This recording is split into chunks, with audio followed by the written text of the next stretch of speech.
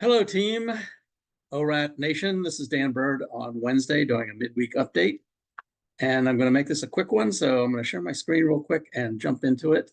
For those that are interested, I put out a weekly newsletter and it's free. So you can just go to this website, breakpointtrading.net, and click on this button right here in the upper right and get the free newsletter.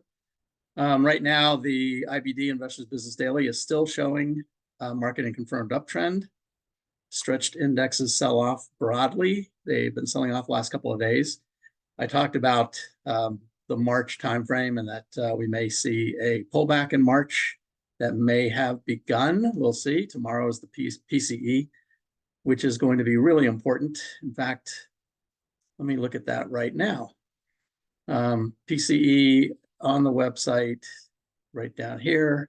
Here's a bar chart for PCE. So what you can see is the one that drops off a year ago is a pretty big one, so that should help. Right now, it is at 2.9%. Let's see, economic calendar is projecting forecast for PCE is 2.8. So down, that's year over year, down slightly, but the month over month is actually up. So I think that we might actually get a hotter than expected PCE tomorrow. It might be higher, it might be come in at 2.9, it might actually be at 3, might be a little higher than what they expect. The month over month already is higher, and one of the reasons for that is if we look at the commodities right here, agriculture is still screaming higher. Now the PCE is going to be for this past month right back here, but it was going up quite a bit then. CRB was going up, gasoline was going up, oil was going up. They're still going up, by the way, which is not going to be good for the next CPI, which will be really interesting to see what the Fed does in March, which we'll talk about when we get closer to that date. But this is why I think PCE might come in hotter, because all of these commodities are rising. So that's not a good sign.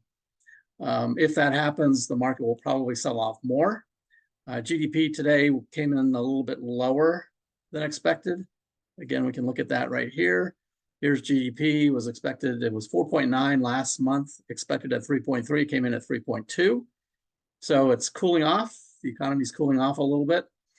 Still pretty good though. We'll see what the jobs number says on March the 8th. Jobs number will not be this Friday. Jobs number will be the following Friday. So that's going to be really interesting. If it comes in strong, then it's going to give the Fed more ammunition to maybe even raise. But definitely they won't be cutting anytime soon. So that's PCE tomorrow. That's going to be really important. Keep an eye on that. That might be the catalyst that sends us down. And I've talked about this before, but I want to really focus on it today because I saw some comments on the YouTube channel, in particular saying that I was saying that there's going to be a sell-off in March. The topic for Sunday's YouTube was 30% crash.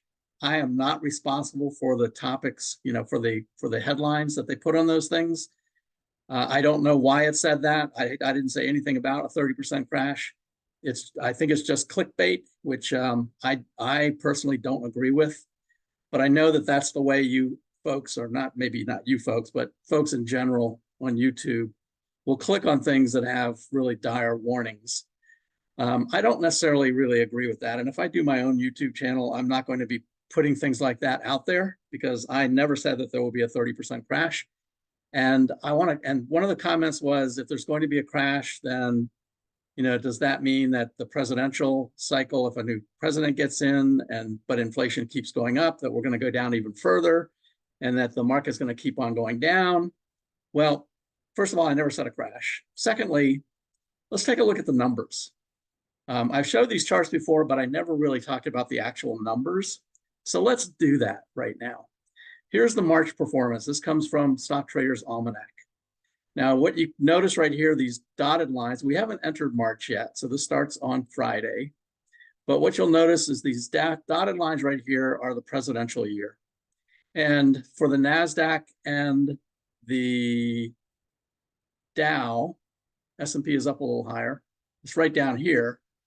So you can see that there's a dip in March during the presidential cycle. There's a dip even without the presidential cycle, but the dip in March goes right down here. Now, without looking at the actual numbers, that looks like it might be kind of dire. Well, let's look at what the numbers say. That point right there is a little less than 3% down. And if you think about coming from 1% up right back here, that's about a 3.5 to 4% decline. All right, so 3.5 to 4%, that's a long way from 30%. Keep that number in mind, 3.5 to 4%. Now let's take a look at what Tom Bowley put together when he took all of the election years going back to 1950 and averaged every year, regardless of who won. So the question about, what if someone else gets in and inflation keeps going up? Well, this does not matter who gets in. Does not make any difference. Doesn't matter if it's a Democrat, a Republican, or who the individual is. Makes no difference whatsoever. This is all of the years back to 1950.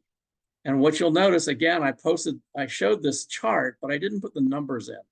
And it looks dire here in March. So we are right here where this arrow is, right here at the end of February. So we're maybe starting this downtrend and might get a bounce back and then down again. And if you don't put a number on it, it looks like it's pretty dire. Well, if you actually calculate it out, it's only down 2.5%. So remember, the last chart was 3.5 to 4%. This one here is showing about 2.5%.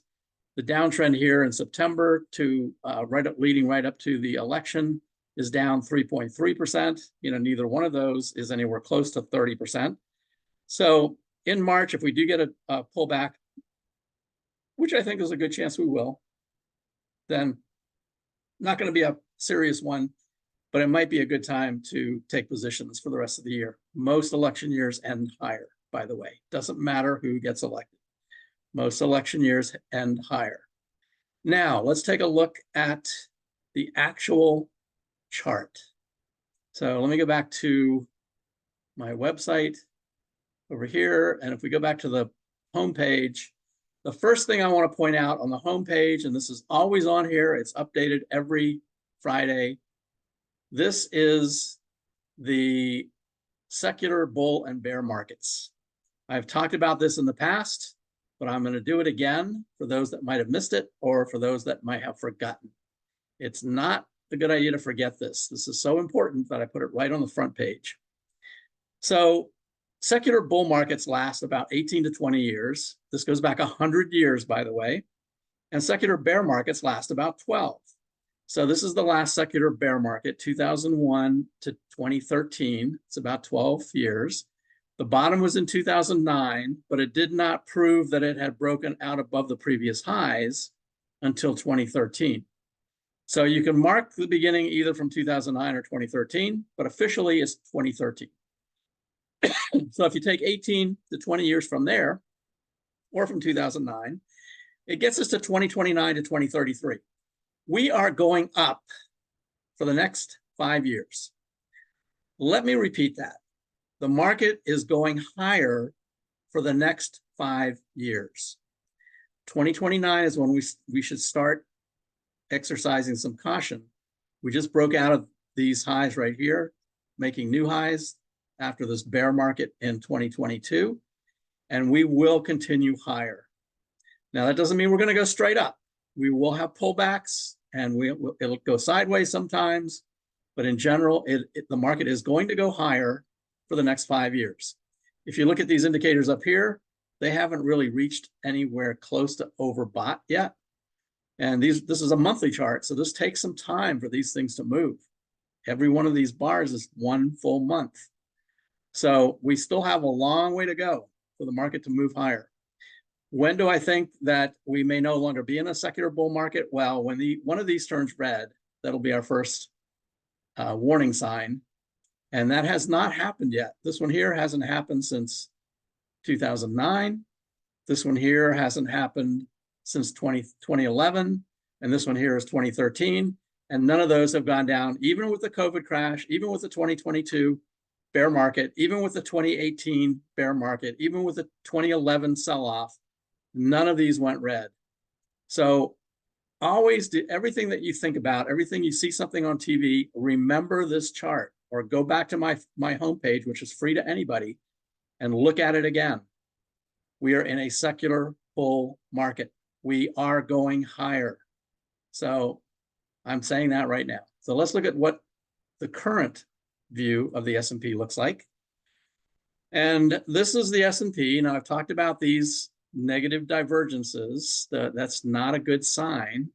These can take some time to play out. When the market goes higher, but the momentum indicators are going lower, and they're not going dramatically lower, but they are lower, it means that the uptrend right here is running out of steam. It's running out of momentum. At some point, that's going to roll over. But what point is that? So if I take the top, I put this little marker in right here. If I take the top right here where we were, and I measure it down to the 50-day moving average, which right now, let's see, let me turn this on, and we'll see where the 50-day is.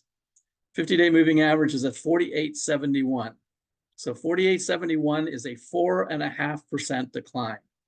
Now remember the declines I talked about before already, 2.5 to 4, somewhere in that range.